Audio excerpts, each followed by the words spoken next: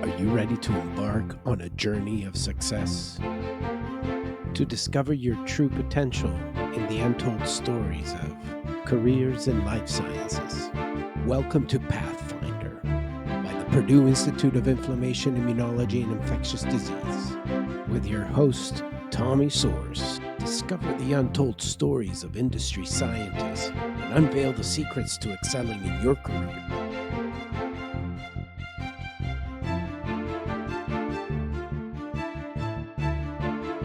Thank you for joining us once again, and remember to hit the like button and subscribe to our channel. Welcome, everybody. My name is Tommy Soares. I am the Director of Scientific Strategy and Relations for the Purdue Institute of Inflammation, Immunology and Infectious Disease.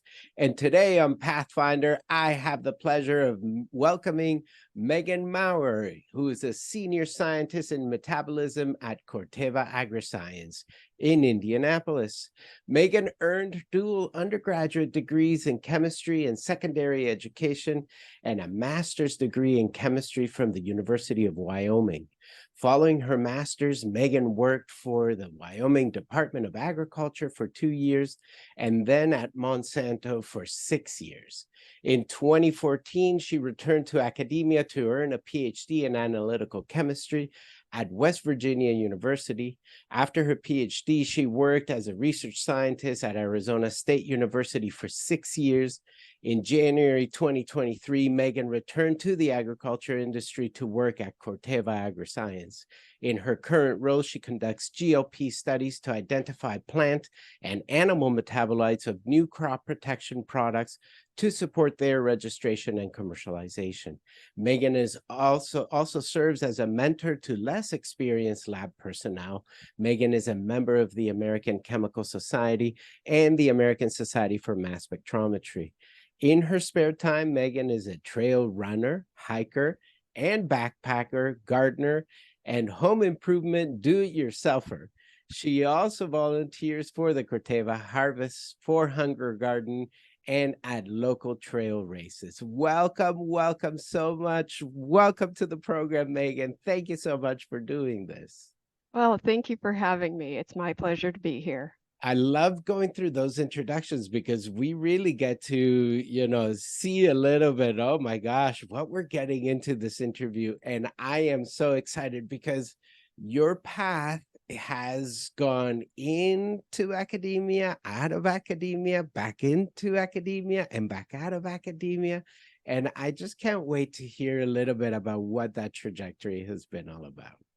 Yeah, well, it's certainly been a non-traditional, non-linear pathway, and I'm always happy to share it with people and my struggles and how I kind of got through things. Awesome. Well, take us back. I mean, how far do you want to go in terms of your upbringing, your background, your experience? As far as you want to take us, we will go with you on this journey.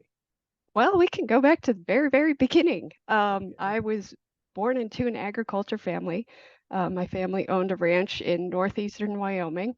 I think my great-grandparents bought that in the 1930s, and we owned that up until 2 years ago. I would spend my summers on the ranch when I was a kid, uh, doing whatever needed to be done. One summer, I remember we had Canadian thistle that was just thick on the ranch, and I would drive the four-wheeler, and either my grandma or my grandpa would sit on the back with the sprayer, and I'd drive, and they'd say, "Oh, stop! There's a patch." Jump off, go spray it, come back. So, agriculture was in my blood from very early on, but I never really considered it as a career until after I completed my undergrad.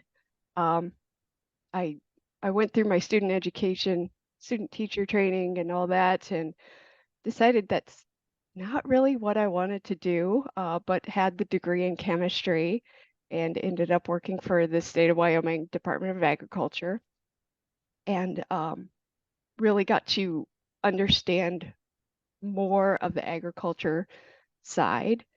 And then ended up at Monsanto doing the seed traits for both row crops, so corn, cotton, soybean, and canola, and vegetables. And then my group was going to be transferred to a different state, and I thought, this is a perfect opportunity to go get that PhD I've always wanted, and ended up at West Virginia University getting a degree in analytical chemistry. And at the time I said, no plants. I don't want to do plants. I don't want to look at a plant. Wanted to do something different. Yes. And then at Arizona State University, I was embedded with a group that was more of a civil engineering group looking at wastewater and looking for different contaminants of concern within wastewater. So drugs of abuse, parabens, phthalates, things that might cause harm to humans. And then an opportunity came up to work in the mass spectrometry core at there. So I was involved in many different projects there on campus. So, and then after a while, I realized, my heart's really in agriculture, and found the opportunity here at Corteva, and I've been here since January, and it's been like coming home. Nice. I really like that, and I like the way that you put it. It feels like coming home. Um, Going back to the early childhood memories that you have growing up in Wyoming, uh, what was at the ranch? What were you guys like had cattle, and you like what were you some of your duties that gave you an exposure to the agriculture that you were dealing with?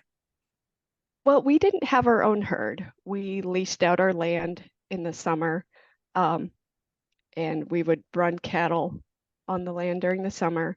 And then in the fall, we'd have hunters come Oh, and hunt. And then in the winter, just kind of clean things up as we could in the buildings and stuff, and then start the whole process over in the summer.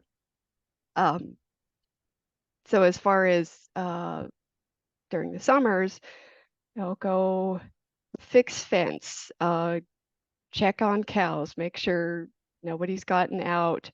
Um, every once in a while, there'd be a cow that all of a sudden, there's a calf, brand new calf.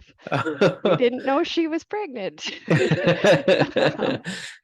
uh, one year we had a cow that kept getting out of the pasture, could not figure out how she was getting out.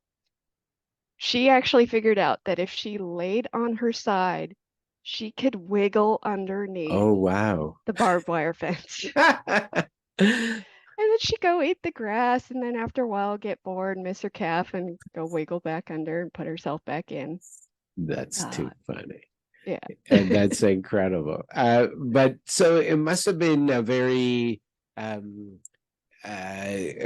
involved experience and freeing experience too, to let your curiosity take charge. And I wonder, what was it that that led you down the path of going to, you said it was first the University of Wyoming, bachelor in chemistry. What was chemistry? Would And I know you said you at some point in time you didn't want to see plants anymore, but there was something about chemistry that attracted you from the beginning. Is that right? Yeah, so my grandfather, who wasn't on the ranch, my dad's father, um, he was a chemistry professor at the University of Wyoming. And my brother got the chemistry set. I got a bunch of rocks from him. Um, but I really had some good teachers in high school, and I enjoyed it and I was good at it and it made sense to me. And I thought, oh, I could do this for, you know, get a degree in this and do something with it. I didn't know what I wanted to do really, but just kind of found my way back into agriculture when there was uh, a, a an opening at the Wyoming Department of Agriculture there in Laramie, where the Yeah. university was, and uh, yeah, it turned out That's to be just not a serendipitous yes. move Yes. back into where I kind of always Yeah. probably should have been. Yeah. Well, and maybe it caught up to you as well. Yeah. And so, but I see also on your LinkedIn profile that you did a master's in analytical chemistry, and your thesis was blood alcohol detection using Raman spectroscopy. Tell us a little bit about that time. Yeah. So my undergrad and master's advisor, Keith Karen, had built some Raman spectroscopy equipment and really commercialized it. And that ended up being bought by Metroome. And so that's now his design is now a part of their lineup. Awesome. So as far as the blood alcohol detection, I was trying to think of a way that I could use that instrument to maybe do something a little bit different. Um, and I had heard stories and read stories about people who had been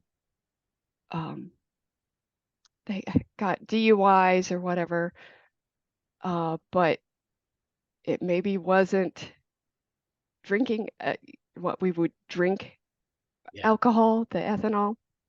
That maybe they drank rubbing alcohol, which is isopropanol, or another kind of alcohol, and had the same kind of symptoms as being drunk, but really they were, you know, uh, really seriously uh, damaging themselves by drinking the wrong type of alcohol.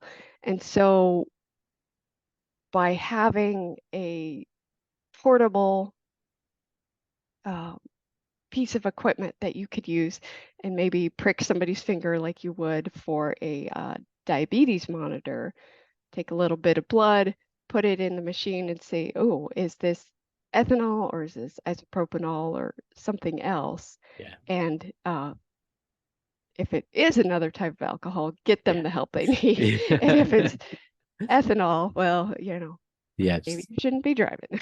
Totally, totally. No, that's great. And to get exposed also to this piece of analytical chemistry that I'm sure was an eye opener, right? As somebody working with the person that designed the piece of equipment, and you can get to use it. Yeah. What was it about West Virginia University that attracted you? How did that transition occur? So at the time I decided to go back to grad school, I was living in North Carolina, Mm, and one of my friends down there had done his undergraduate up there and really liked it. And so I applied there. And when I went to do my interview, or they invite the potential grad students there to see the place, meet the professors. Um, I found the professor there, Steve Valentine. He did his presentation on what his group did, and I went, that is exactly what I want to do. that's awesome. And I think within a few days of getting home from that trip, I emailed him and said, hey, I'm really interested, and would you want to take me on? And yeah, he did. So That's awesome. And what was it? That was on mass spectrometry. yeah, it was using mass spec and ion mobility. Mhm. Uh, and he did a lot of work on proteins and metabolites, small molecules. So it was really, I had done a lot of small molecule work prior to that, and then kind of the next logical step was the proteins and the proteomics. Yeah. That's awesome. And so that must have been great help for what you're probably doing now or what you ended up doing later. Tell us what was the evolution after that PhD, and how does that story evolve from there? So after my PhD, I went to Arizona State University as a research scientist. And the first group I worked in, they worked with wastewater epidemiology. Yeah. And I would help mentor the students in optimizing their methods to look for the contaminants that they were particularly interested in with their project. Yeah. And then moving over to the mass spec core, I was really their small molecule expert, and knew enough to be dangerous for the protein stuff. But there were experts there who had much more experience than I did in the proteomics. Yeah. But listening to what people wanted to do with their research, I could say, oh yeah, this you should go talk to our other person. They could really help you out with this. And what did you enjoy all the different sciences that people were bringing your way at the core? Oh yeah. One day I could be looking at asteroids. The next day I could be looking at mouse extracts. The next day I was looking at cactus volatiles or insect volatiles. So it was really fun to see all these different types of things and problems that people were trying to solve. Yeah, totally. I agree with that. The variety of questions that people ask in all the different fields, it's so exciting just to see how different people's perspective are attacking their problems, Uh-huh. scientific problems. It's great. So and then you did a sometime after Arizona State. So what was it at Arizona State that attracted you to go there? Was there somebody working there or a project or? Well, actually, I when I finished my PhD, I wanted to move to the Rocky Mountains or west. So I Okay. was really focused looking for jobs in those areas. Um, and the position at ASU, the description was really in my ballpark. It was something that I really fit well into. Um, and my brother lived in Phoenix, and I thought, oh, it'd be nice to be close to family again. And so I had applied, and kind of forgot I had applied to it. And a few weeks later, I got the email from Rolf Holden, uh, just wanting to set up a little chat and uh, see if I was going to be a good fit with their group. So, And so that was the interview. That was it. You just had the conversation with him. yeah, I had the one conversation with him, and at the end, he goes, well, if you're still really interested, I won't consider anyone else. I'm like, okay. What do you think won him over? What were some of the things, if you can recall a little bit of your interview with him? Oh gosh, oh, that's been a while ago. Um, I would hope that just like my enthusiasm, and my willingness to help and just kind of educate, because that's a big thing about my life is I've always been some sort of a teacher. Yeah. Uh, and so I have built up all this knowledge and I want to share that with people and, help them. I don't want them to make the same mistake I did, but at the same time, it's like you kind of learn from those mistakes. So you need to make Yeah. them a little bit too. Yes, absolutely. Absolutely. No, that's great. And then you also did some time at Monsanto, right? Correct. And tell us a little bit about that. I mean, back to the plants. Yeah, so I had been working at the Wyoming Department of Agriculture, and I liked my job. It was more of a consumer protection thing, but I missed the research. And so I was looking for jobs in research and was going through the American Chemical Society job board one day and came across the job at Monsanto. And it was like it was written for me. Yeah. But it was in California, and I wasn't sure about that. And so I thought about it for a good few weeks. And then I applied, and literally 20 minutes after I applied, I got a call for a screening interview. Oh, wow. And I was, oh, okay. So just had the quick check. They wanted to check a few things with me, and then they set up an interview with not the hiring manager, but his manager, um, and talked with her for an hour. And then she said, okay, yeah, I'm going to refer you to the hiring manager, and he'll probably give you a call. And so a couple days later, I thought they were setting up another phone interview, but then they were actually flying me out for an interview. And 2 weeks after I got back, I got the call saying that they wanted me. So Wow. it was, Wow. So, uh, can you tell us a little bit about what, what did they ask you at the interview? What do you think, again, like were elements of your successful interview at Monsanto, and what do you think won the day? yeah. So what I tell a lot of people going into their first interview, it's like you got the interview because you are technically qualified for the position. So when you go into that interview, they're wanting to know, are you going to be a good fit for the team? So they're going to ask you things like, tell me a time when you had a challenge in your work, and how did you, um, take advantage of the resources and people around you to solve that problem? Or how do you deal with difficult people?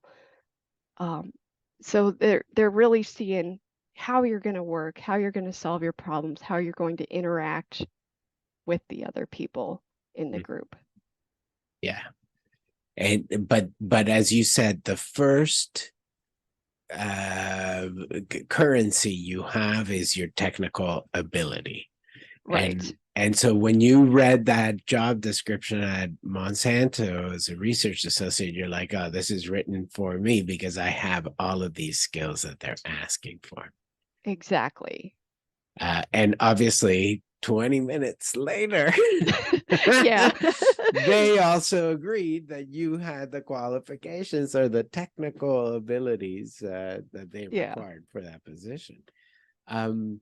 And so then, like, how do you, because it's a very short, maybe they flew you out there, and so you had more of a time with them to show them your personality as well and whether you would be a good fit with the team. Did you do any homework about the team, or is that something like when you go on these interviews, do you get to ask some questions too as to like who works here and who would I be, working with? Yeah, you should always ask questions when you're there, um, about uh, the group. Number one, who you're going to be working with, what kind of instrumentation do you use, collaborations, things like that. But you also, yeah, want to do your homework about the company. When I interviewed here at Corteva, um, a few weeks prior, they had reduced their force by 5%. Mm. And so that was something I was concerned about. And really it was a restructuring of kind of reducing businesses where there wasn't as much potential for future growth, Got it. and consolidating some of those resources into places where there is much more growth foreseen in the future. Mhm. Yeah. Yeah, it's definitely a consideration to have, right? That if you go work in a company, sometimes the thrusts that they're going towards don't make sense anymore, and they shut it down fairly quickly and remobilize, uh, pivot into other directions. That's so neat. But you did 5 years, almost 6 years at Monsanto in Uh-huh. in California, in Woodland, California, and then also in North Carolina. Was it, Right. so were you doing back and forth? How or did you do a few years in California and then North Carolina? How was that? And tell us like what happened that caused this transition or this dual geography type of Yeah. move. So I actually started out in Davis, California in Huh? the row crop division. And this was 2008. And so this was the beginnings of that recession. And then survived a few rounds of layoffs. And then in 2010, my position was cut, but there was an opportunity in the vegetable division at the Woodland, California site, which was like 10 miles away. Uh, but I knew that position was going to be moving to North Carolina. So I thought, well, be unemployed in California or take the job and have to move. Like, well, let's Right. go on another adventure. Well, So our group moved to Kannapolis, North Carolina, where they were building the North Carolina Research Campus. Um, this was originally a textile mill that the owner of Dole, David H. Murdoch, um, he had owned that property, the textile mill, at one time. And then the textile mill closed. He bought the property again and cleaned it up to make that research campus. And so they had the David H. Murdoch Research Institute there, and then several universities, University of North Carolina, North Carolina State, North Carolina A&T, uh, several other universities in North Carolina also had research stations there. And so it was a great opportunity to interact with a lot of different people from a lot of different universities and companies.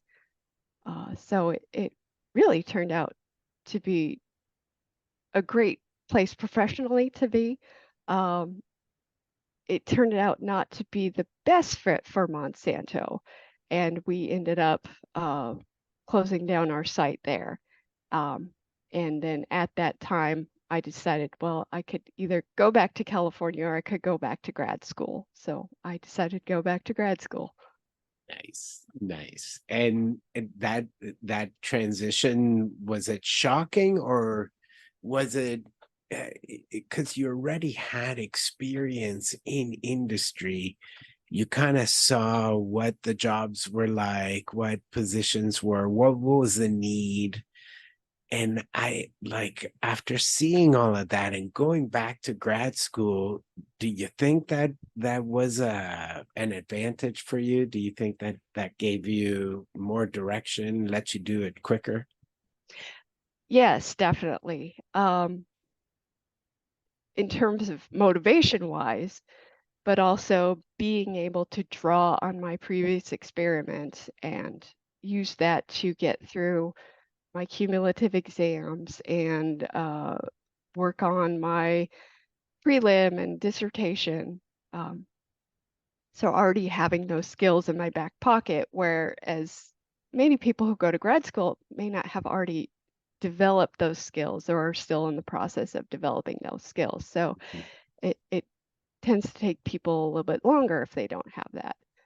Yeah. But it definitely wasn't without its challenges.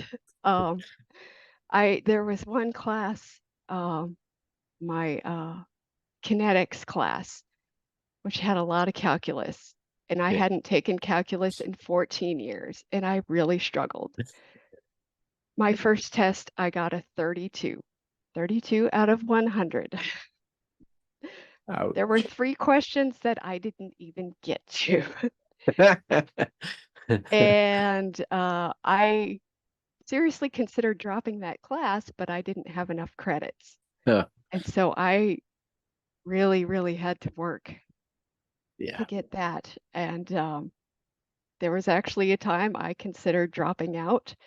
And everybody goes through grad school and they have those bad days where like, I'm gonna quit, I'm gonna quit. And you just Yes. go home and you wake up the next day and you're fine. Yes. I was standing outside the registrar's office ready to quit. And I just went, I can't do this. I quit my job to be here. And so I'm going to find a way to get through this. Whatever it takes, I'm going to do it. And I did it. So, And what I mean, what did it like? Where did you find the inspiration? What did you do? Like, do you remember like walking out of the registrars and saying, "What am I gonna do? How am I gonna regain my composure and my energy to get back in the lab, back into doing things?" well, after a long walk, I was decided like, okay, I'm just going to take this day by day, hour by hour if I have to, and just focus on that chunk of time, what needs to be done, get that done, make sure I'm, in the case of my kinetics, working problems, making sure I'm reviewing my calculus, remembering how to do this, and go talk to my professor, talk to the TA for help as I need, and just put my nose to the grindstone and get it done. Yeah, I really like that, Megan. What a that piece right there is important because you went for a walk. You're a hiker. I know you like walking, so you needed to do something for yourself, but then Yeah, also have that talk with yourself as you're walking and thinking, playing that movie in your head as to, okay, what's next. But I really like your recommendations of going, talking to the prof, talking to the TAs, trying a little bit more. And I think that you said it best, is take it day by day, hour by hour, minute by minute if necessary. Don't consternate too much. We are always thinking about some perfect future where everything is like, and we have to work to get to the future, but we forget about the day to day, and we forget about, oh, I'm getting better at this. Oh, the minute by minute, I remember now my whatever quadratic equation, or yeah, how to do it, how to take the area under the curve, and things yeah, like that. I think it's inspirational to know that you can make it through everybody's struggles through that, and it's yeah, inspiring to hear that story the way you said it, because it's so true. We have to go through some of those moments to yeah, come out. yeah. And I also too used the counseling services at WVU. Mm, I There were times that I just really, really struggled, and yeah. just being able to talk to somebody helped a lot, and somebody who wasn't directly involved, not my family, not my friends, not my professor, just somebody Yes. who completely didn't know me or the situation, but could kind of help me through that.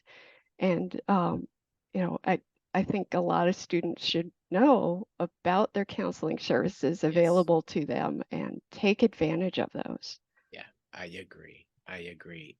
There is so people have to realize that the university is so full of resources and people there that are there to help, and that those are things definitely that people should seek out. And as you Yeah. said it, having some listening ears that can help you even just work through the process of airing out some of those concerns or whatever is going on in your mind and talking about it. It's so important.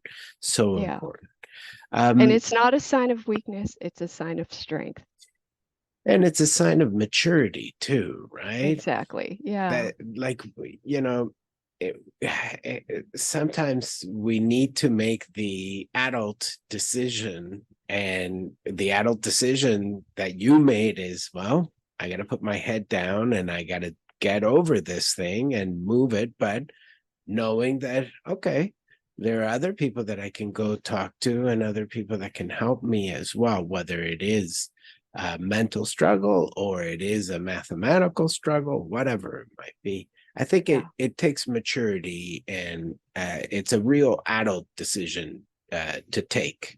But I could see in your story how you really were taking these adult decisions, and you were taking a grip on what you wanted your life to be. You didn't let the Yeah. wind blow and blow you around. You are actually making the wind and making it happen for you. That's awesome. Yeah. And so what how was the Corteva application process? What did you have to do in that process? And I guess, what recommendations would you give to somebody who is looking at making that jump back again? Um, so for anybody who's applying for any job, I would make sure that you look through the job description and that you're looking for keywords in there for the key either techniques or skills that they're looking for, and make sure that you have those somewhere in your resume or your CV. Um, and then you may have to adjust your CV a little bit so that you're kind of highlighting those a little bit more. And maybe have a friend or somebody else who works in the industry kind of take a peek at things and see, do things line up. Yeah. And then once you have your CV or your resume all ready to go, you get on their website and you enter in all your information, um, upload your documents, and then there's usually some questions that they ask, like uh, they may have, do you have experience in HPLC or uh, electrogelphoresis, things like that. And then some of the things that they have you put into their information may already be on your resume. So don't be a little scared that if you're doing double duty, because uh, it's usually a while before a person actually lays eyes on your resume. That's why they have you put it in their form first, um, so that a computer goes through and scans it. And then I, I'm not in HR, but I'm sure there's some program out there that goes and looks for these and says, yes, this person's qualified. No, this person isn't. Or that may not happen at all. I'm not particularly sure. Yeah. Uh, and And then you just kind of wait around and hope you get contacted by somebody. And yeah, and so did you know anybody at Corteva before you applied? I did not. Okay. And so it was just a cold application. You saw a job out there and you applied. Right. I Okay. saw a job that would be a good fit Yeah. and just applied, not knowing anybody here. I'm sure there are some people here that I've worked with or worked at the same time at Monsanto. There's actually Yes. a guy in my group that he and I overlapped at Monsanto, but we never connected while we were at Monsanto. Right, right. It's that such a small world, Yeah. especially in the sciences. So, Megan, what is your day to day like? What is your responsibility? And tell us a little bit about this senior scientist position that you have. And I know it's looking a lot at metabolic fate of some of the chemistries that are used in the field. So, what is that like? So I just dosed my study. So I had to create my dosing solution. So I take the new active ingredient that they're going to test and see if this is going to be good. Yeah. Um, we use C14 radio labels Hmm. on our compounds of interest, so we can use um, radio labels to actually track the breakdown products Yeah. of our active ingredients, rather than relying on something like UV or mass spec to figure out what these compounds are.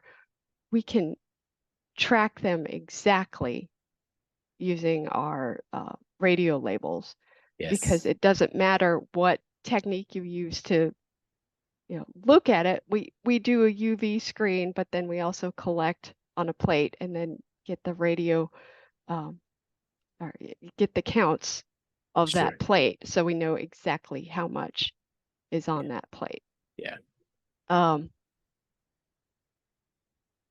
so Oh, sorry. Yep. okay, so So your day to day, I guess, so you finish dosing your plants and yeah, so we send out our dosing to a contract research organization. They yes. actually do the dosing for us. Okay. Sometimes we do it in-house. It just depends on the scale of the study. And we give them the protocol. This is how you're going to do everything. And then when they're done, they send us either the plant or the animal material back to us. Hmm. And then my responsibility is to do all the extractions to figure out uh, where our C14 labeled material ended up in what tissues. So in animals, is it in the liver, the kidneys, the muscle, the fat, and so on? Or in the plants, is it in the roots? Is it in the stems? Is it in the leaves or the seeds, or the grain in the case of like wheat? And then we also see what our compound has broken down into. And we often will use our mass spec center of excellence to identify what those new compounds are. And then oftentimes those will go off to our toxicology group, and they decide, are these toxic? Are they of concern? Or are they going to be okay for the safety of human, plants, and animals? Yeah. That's so neat. It's so awesome just to see all the teamwork and who's doing what and all of that. I think it's incredible to get a little bit of a glimpse of what is going on in your world and be able to understand what are some of the pressures and how you manage the delicate balance of working with other people, working in with your own scientists, mentors, and I think again it's commendable to see scientists like you just take charge and continue to take these opportunities and succeed at them. Megan, are there any questions that I didn't ask you that you wish I would have asked you today? Um, well, I do have some advice for your students. Like, make Great. sure that you're taking time for yourself every single day and do something that's not science, whether that's go for a walk or I joined the choir at WVU. So I sang in choir. That was 3 hours a week. That was not science, guaranteed. Um, you know, watching your favorite program or cooking a good meal or just put on some music and dance around and be silly. Totally. I couldn't have said it better. Taking time for yourself helps you to recharge the batteries, right? Yes. And get you back into perspective of sometimes what's really important and how you can really feel better by doing these things. Thank you so much, Megan Maurer, senior scientist in metabolism at Corteva Agriscience here in Indianapolis, Indiana. Thank you so much for being our Pathfinder today. Oh, you're welcome. It was my pleasure. Absolutely. And I hope you have a great day. All right, you too. Thanks. Bye-bye. Bye. Thank you for joining us once again. And remember to hit the like button and subscribe to our channel.